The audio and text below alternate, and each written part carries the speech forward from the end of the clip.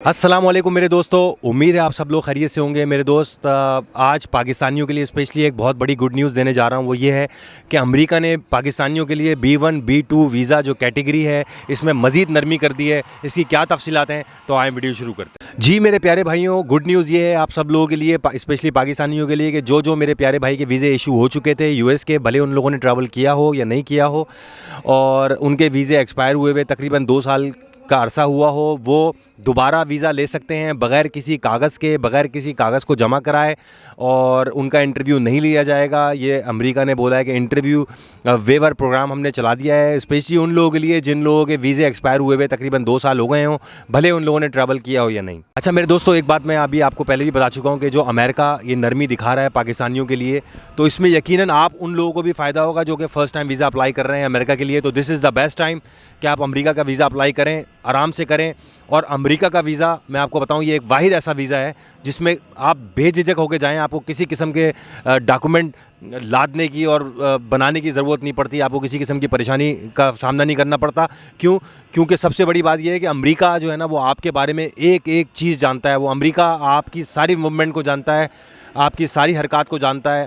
छोटी सी बात ही ले लें कि अगर आपकी सिर्फ गूगल टाइमलाइन खोल के देख लेता है तो उसको आइडिया हो जाता है कि जैसे आप अगर बताते हैं कि यार मैं फ़ला बैंक में काम करता हूँ और मैं रोज़ाना ऑफिस जाता हूँ, तो सिर्फ अगर वो गूगल अपने एक्सेस से, क्योंकि उनके पास एक्सेस है, अगर वो सिर्फ आपका टाइमलाइन खोल लेता है गूगल का, तो उसमें पता लग जाता है कि आप कितने दिन ऑफिस गए हैं, ठीक है ना, और कितने दिन आपने छुट्टियाँ की हैं, और क्या आप उस ऑफिस जाते भी हैं उस लोकेशन पे, या आप बेवकूफ़ बना रहे हैं। तो अमेरिका के पास आपका सारा डाटा होता है। सिर्फ मेरे दोस्तों आपको सच बोलने की देर होती है। अगर आप सच बोलते हैं तो 100% आपका वीज़ा अमेरिका का लगता है। और अमेरिका का वीज़ा, मैं एक बात बता दूं, ये सबसे आसान वीज़ा होता है।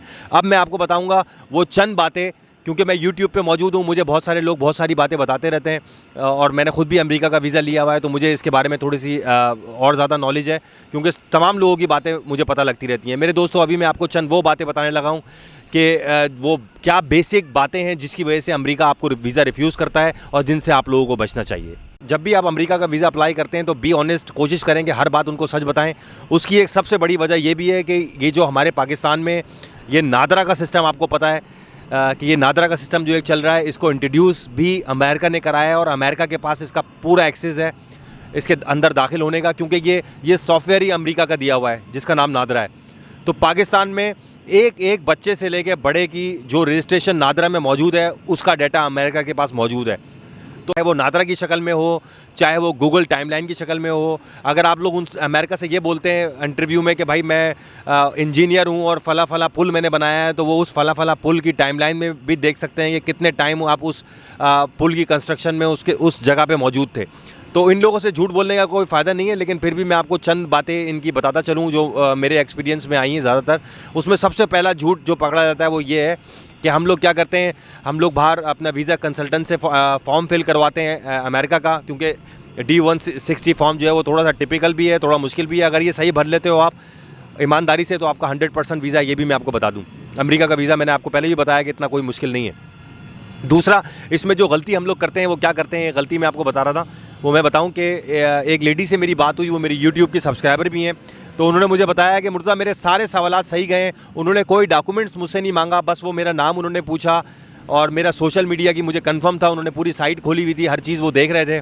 उन्होंने मुझसे ये सवाल किया कि मुझे ये बता दें कि ये ठीक है, हम सेटिस्फाई हैं आपसे, आपको वीज़ा इशू कर देते हैं, आप जा रही हैं अपनी बेटी के पास या बेटे के पास मिलने के लिए, तो मुझे ये बता दें कि आप जो हैं वो आपका फॉर्म भरा किसने, आप किस कंसल्टेंट के पास गई थी या किस एजेंट के पास गई थी। तो वो थोड़ा सा परेशान हुई और उन्होंने वो बोलती है, मैंने उनको ये बोल दिया कि ये सारा फॉर्म मैंने खुद भरा है घर से। वो जो अमेरिकन वीज़ा ऑफिसर था वो थोड़ा सा मुस्कुराया और उसने स्क्रीन उनकी तरफ की और उनसे बोला कि ये जिस एजेंट से आपने ये वीज़ा D160 एप्लीकेशन फॉर्म भरवाया है, हमारे रिकॉर्ड के मुताबिक इस सिस्टम से कोई 800-900 एप्लीकेशनें फ़िल की गई हैं और आप हमसे यहाँ झूठ बोल रही हैं। आप बताएं कि आपने किस एजेंट से ये अपना सारा काम कराया है। तो उनके दिमाग में ये बात आ गई कि एजेंट ने किसी डन बेस के ऊपर इनका वीज़ा अप्लाई कराया होगा, जिसकी वजह से उन लेडी को रिफ्यूज़ कर दिया गया। तो सबसे पहले ये गलती ना करें। DS-160 फॉर्म पे साफ तौर पे ये बात लिखी हुई है कि अगर आप अपना फॉर्म खुद भर रही हैं तो उसमें टिक करें, अगर आप किसी की मदद ले रही हैं तो उसमें टिक करें। तो यकीनन अगर आप अमेरिका का वीज़ा एप्लीकेशन फॉर्म D-160 भर रहे हैं और उसमें किसी की मदद ले रहे हैं तो यकीनन उसमें टिक करें कि आपने किसी से मदद ली है। सबसे पहली बड़ी गलती तो ये है। अब दूसरी गलती की तरफ दूसरी सबसे बड़ी गलती मैं आपको बताता चलूँ मेरे दोस्तों, मेरे एक बहुत अच्छे सब्सक्राइबर हैं, मुझे हमेशा कमेंट भी करते हैं यहाँ नीचे। उन्होंने US का वीज़ा अप्लाई किया और जब वो इंटरव्यू के लिए गए इस्लामाबाद में तो सारे सवालात बकौल उनके कि सब कुछ मैंने सही बात की, वो लोग बड़े मुस्कुरा के बात कर रहे थे, हर चीज़ से मुतमईन भी थे।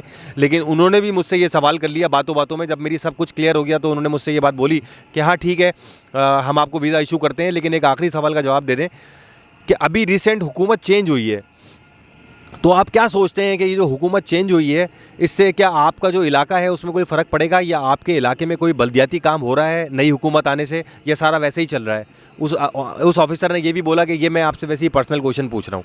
तो हमारे जो प्यारे सब्सक्राइबर भाई थे, रिजवान भाई, उनका नाम भी ले लेता हूँ, तो उन्होंने फिर जाहिर है वो इतना खुश तो थे और इतने एक्सपर्ट नहीं थे इंटरव्यू के हवाले से, तो उन्होंने सारा चिट्ठा खोल के रख दिया। उन्होंने बोला अरे जी उन्होंने तो बर्बाद कर दिया, ये जो नई हुकूमत आई है इसने तो पाकिस्तान बर्बाद कर दिया, हमारे गली के आगे जो खड्डे रोडें सारी टूटी हुई हैं, बुरा हाल कर दिया शहर का, हम तो सोचते हैं कहाँ फंस गए, और यूं वूँ करके जो उन्होंने बात की। तो वहीं एम्बेसडर ने बोला this is the reason I was looking for.